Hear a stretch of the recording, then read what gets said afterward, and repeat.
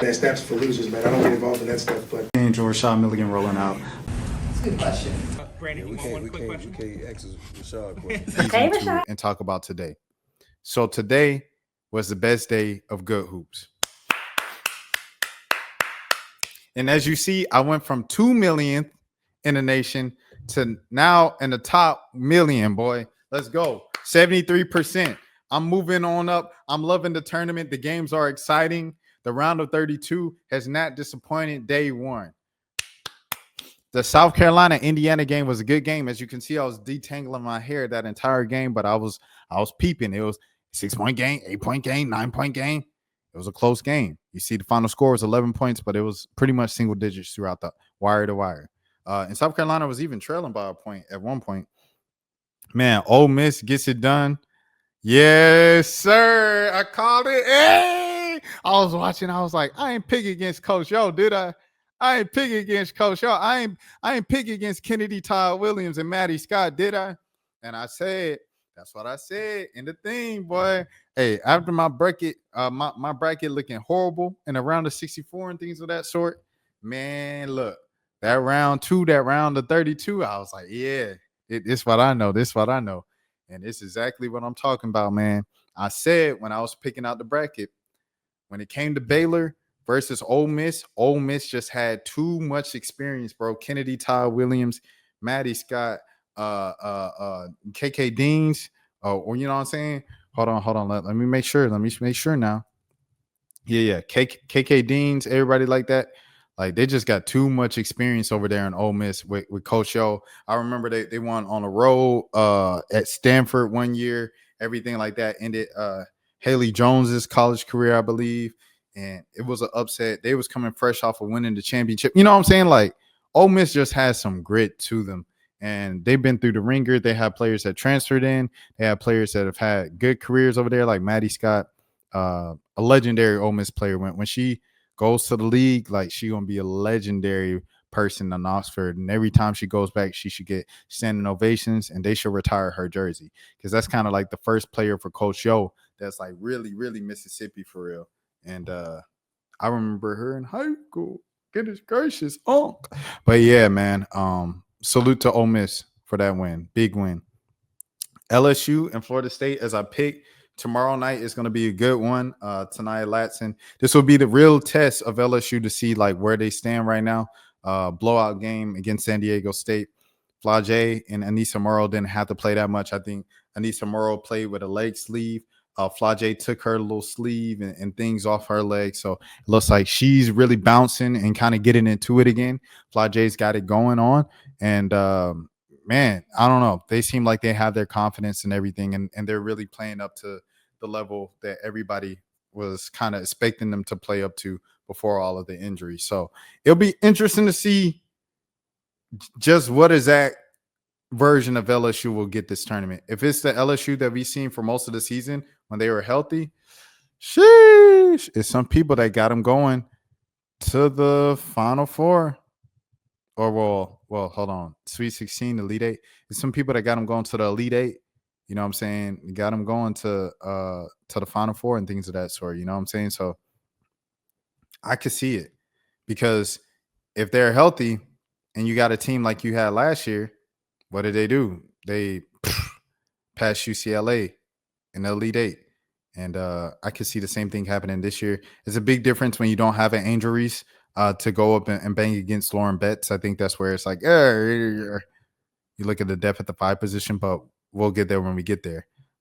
As of right now, you got Taniyah Latson and then the big that they have down there as well. That's one of the all ACC players. So they got a little 2 tandem. I know a reporter said they got a big 3 themselves. They do not have a big 3. LSU has a big 3. Florida State does not have a big 3. They have Taniyah Latson with the help of. That's what it is. And all due respect to Florida State. But I think this is definitely going to be a good game. LSU ultimately wins, but it's going to be a good game. Michigan State and NC State. I picked NC State over Harvard. So I hope NC State wins for the sake of that. Here we go. USC and Mississippi State. I picked against Mississippi State. and the coach was letting them have it. LaChana Robinson, my best friend. Oh, I picked against you, picked against me. All that. You no longer my favorite country artist. I forgot who he said. I think it was like someone, and he was like, "Is now Keith Urban or something like that." But yeah, Mississippi State versus USC. I still got USC, bro. This one, bro. Oh my goodness. I picked against Kansas State because why did I pick against Kansas? I thought Ioka Lee was hurt. Because Ioka Lee hasn't played in like a month, right? She didn't play the conference tournament. But she came back for the NCAA tournament. And when I saw that, I was like, I wish I would have did like another Google search to at least be like return for the NCAA tournament because someone locally wrote that. And but nah, it was a good game though. Great game. Shout out to Kansas State. Great game on a win, on a great win on the road.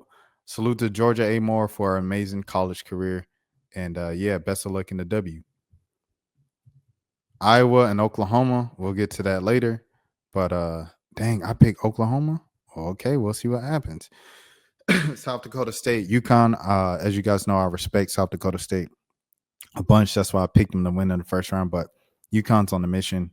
I think they'll run through the entire competition and stuff like that. Okay, TCU and Louisville. Okay, Haley Van Lith went against our old team. This was like one of the few blowouts this entire time. So yeah. It's looking like Notre Dame's gonna run with this one tonight as well. That's why I started recording. But yeah, TCU got it done. Sedona Prince was dancing. Nobody cared. Haley Van Lith danced. Everybody like hugged and huddled around her. Notre Dame, it looks like they're going to win this game against Michigan. I'm safe there. Tennessee over Ohio State. I got that right, of course. Just kidding. Texas and Illinois. I expect Texas to win. I hope they don't fall asleep at the wheel tomorrow. Duke, I got this one right.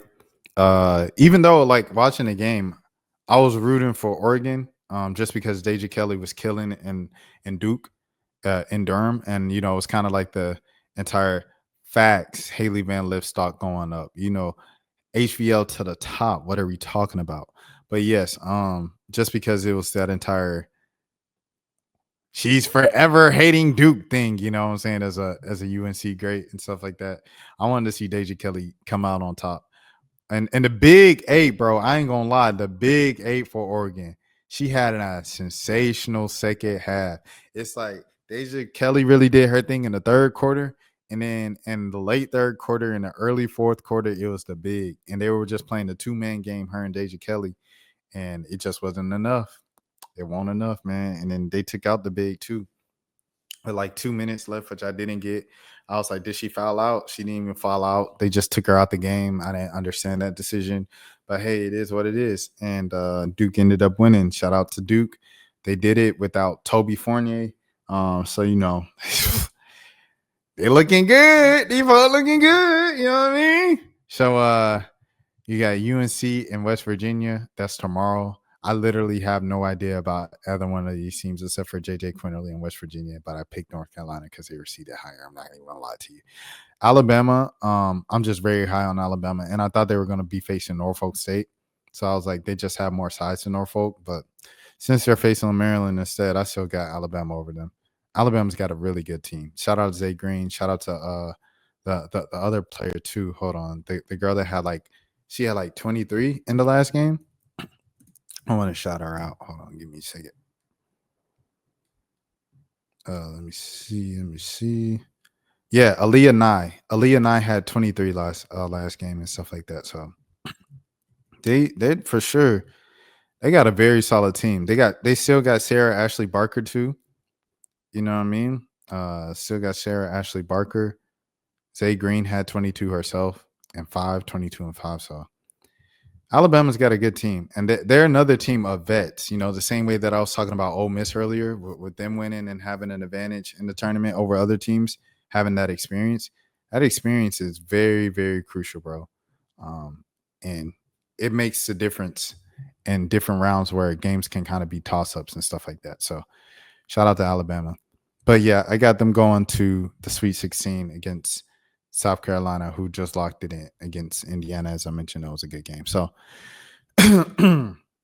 that's the safe, easing soft launch into. that steps for losers, man. I don't get involved in that stuff, but Change or Rashad Milligan rolling out. That's a good question. Brandon, We can't ask Rashad questions. Hey, Rashad.